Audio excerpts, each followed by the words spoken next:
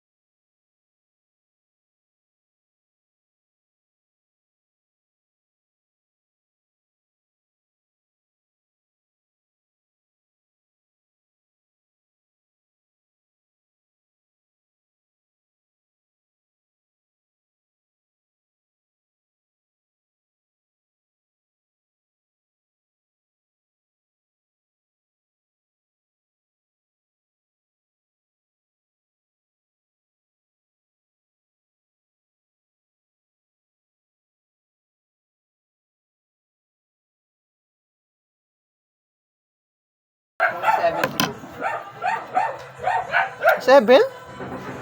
Oo. Maaga na. Maliwanag na.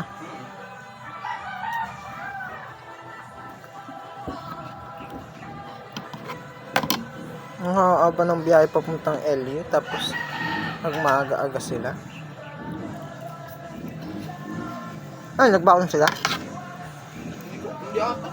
Doon na daw ata sila kakain. Ito pa si mama. Ano nga sa doon? Tag-isa kayo ni Papa sa isdamin. Umuwi ka kasi kaya sa inyo, napunta sa iyo. Nagsabi naman ako kay mama. Kapunta kasi namin ulang kung gano'n.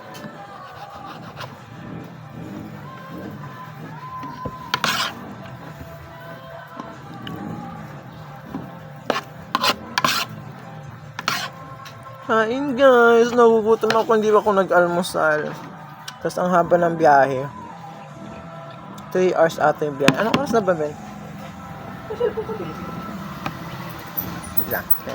10:40 na. Umalis ako ng Pampanga. 7 din nakata ako umalis ng Pampanga. Magsi 7, 8, 9, 10. 3 hours nga. Almost 4 hours kasi 10:40 na.